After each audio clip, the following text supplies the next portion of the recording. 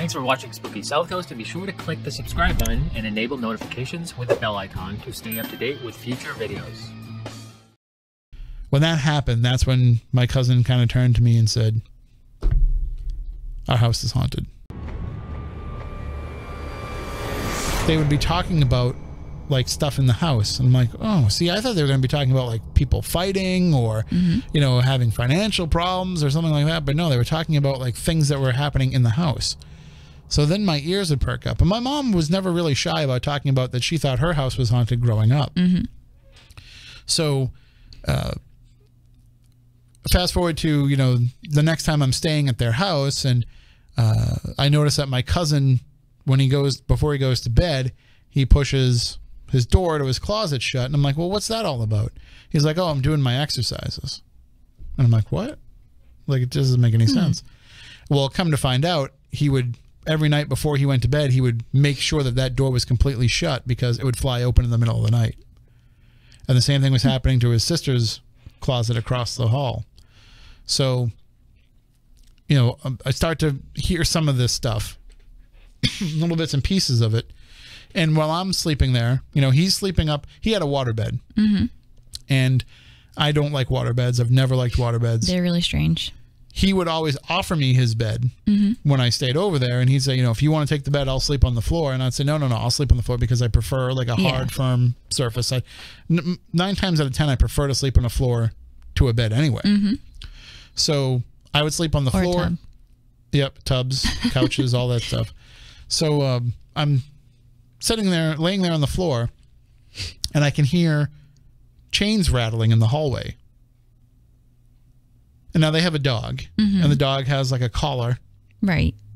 So I'm like, well, it's probably just the dog's, you know, tags rattling on the dog's collar. And then I look, and the dog is laying in the room, like at my feet. So it wasn't her. Right. But I'm hearing like this jingling sound coming down the hallway, and it's getting louder and louder and louder. And I'm looking out the hallway. It's one of those houses where it's a, you know, one level house, and you walk in the door. There's like a dining room area, and then there's a living room, and then there's a hallway with bedrooms going off that hallway. And so at the very end of that hallway, there's my cousin's 2 rooms across from each other. And so all of a sudden I see like this dark mass come down the hallway and then stop. It starts to get darker and darker and darker, and that chain sound gets louder and louder and louder, and then it just stops. And I do the only thing that I can think of to do. I roll over and pull the covers over my head. Naturally. But also in the back of my mind, because, you know, I'm probably like 12, 13. In the back of my mind, I'm thinking, well, the dog's not reacting. So if the dog's not reacting, there's probably not anything there. Had the dog reacted, I might have like popped up, woken up my cousin, whatever. The dog was probably used to it. So I did wake up, and I did Mark's just saying that this is on the Backyard Podcast episode, this story. And I did share that link to the people in the after show today. Maybe I should just put the direct link into the chat room. We'll finish your story. Anybody that wants to hear the Backyard Podcast, after the show, I will put it in the chat room link. So jump on YouTube and you'll be able to get it. Because we do have to fix the archive. There's a lot of archives that are missing. But so I told my cousin about it, and you know, he was kind of like, but the more that things started to happen, the more people couldn't deny it, and the more time I spent there, because I like to stay there. Right. Like, what 12-year-old kid doesn't want to go hang out at his cousin's house where you can ride dirt bikes all day and, you know, drive taxi cabs in the cornfield behind their house, and, you know, go out to Stella's for meatloaf sandwiches and bagels and stuff. And just, you know, I was living my best life, as the kids say today. So we're there one night. My aunt and uncle are out for the night, and my other aunt is there to babysit us.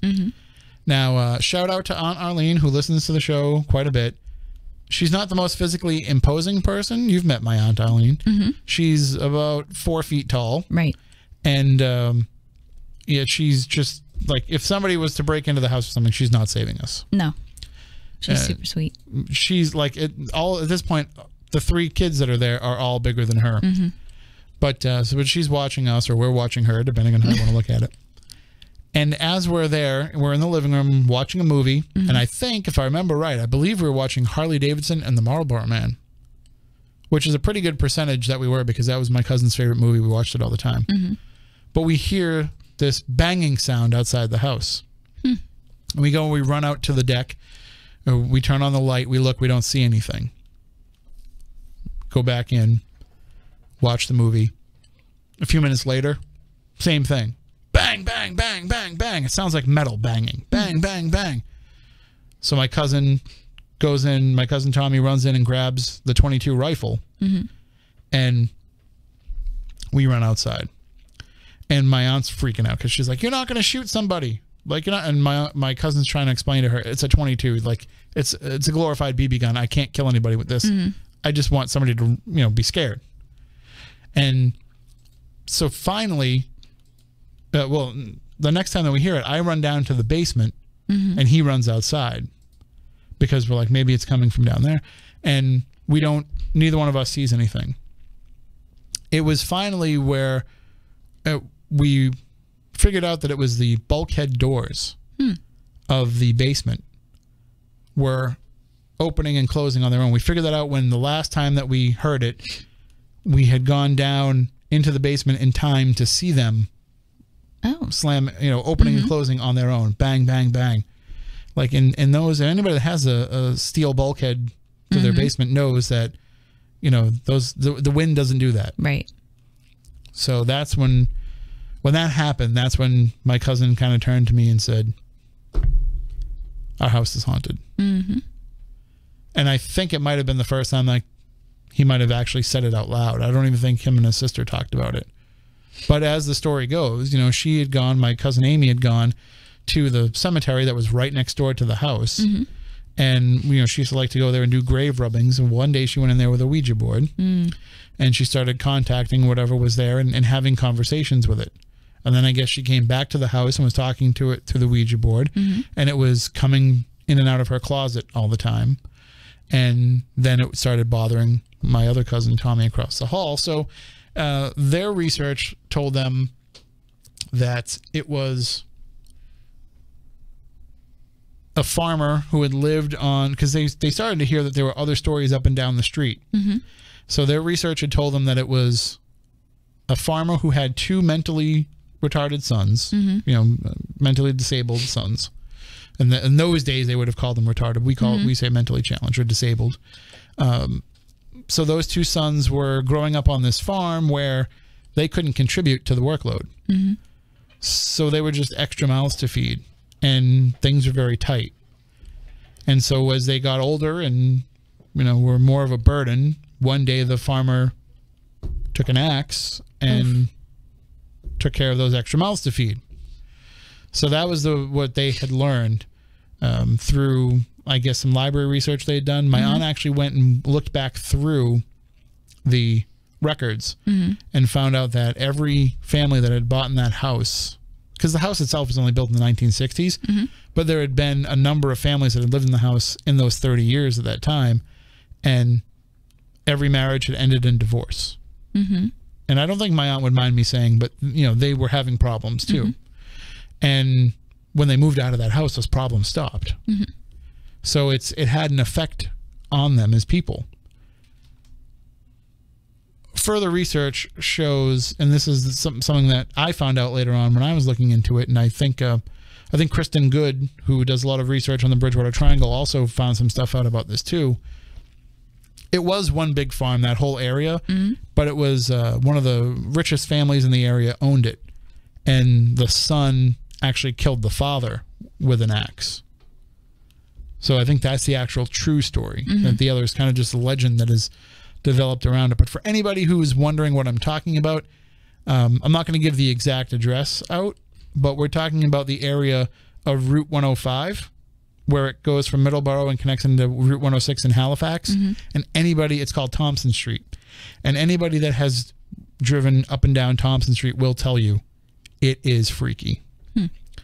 There is a house about maybe a couple of miles down from where they lived that everybody, if I tell this story and I say they lived on Thompson Street in Halifax in a haunted house, everybody thinks, oh, the house on this where the road splits.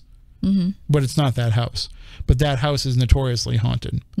There's another house that Mike Markowitz used to investigate, and Bay State Paranormal used to investigate. I believe they referred to it as the House of the Seven Suicides, and that's further down the Middleborough end of that street. But that house has a long, sordid paranormal history. There's a section of the road where they've built more houses on it now. I haven't been down it probably in about 4 or 5 years, but they've built more houses in this stretch of farmland, because at one point all the farmland around it was owned by Cumberland Farms. But now, you know, they've been selling off parcels of land and they've been building developments. And when you drive down it, there's a lot of, you know, what used to be a lot of empty spaces now has more, you know, lights on from people's homes and from streetlights and everything. But you would go down this one stretch where it was wide open, and then there was a little grove of trees that went over the road. And then when you came out of that little grove, there was more wide open road. And for some reason, like when you went through that little grove of trees, like you would close your eyes. You would not want to look out the window, because it was just weird as hell. And it was in that area around that grove too that there's a lot of UFO sightings. Weird. That have been reported. I saw weird lights in the sky. I wouldn't have called it a UFO. You know, I would have called it probably like what they refer to as St. Elmo's fire. You know, these natural occurring phenomena, but it happened there. So this whole area is super, super strange. Even now, Matt, I know that Matt's been basically part of my family for a long time.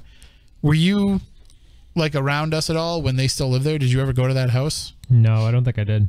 Okay, so you wouldn't be familiar then with anything there, but we definitely got to get there and make it happen. Yeah, definitely. If anything, like just to kind of satisfy that curiosity. But yeah, so that's that story, which I've told again on the Backyard Podcast, and I believe I told recently on another show. And so, well, it sounds like whatever it was not happy. I don't know if that was necessarily the case, though. I don't know if it was just active and that activity wore on the people that live there, or if there was like a darker element to it.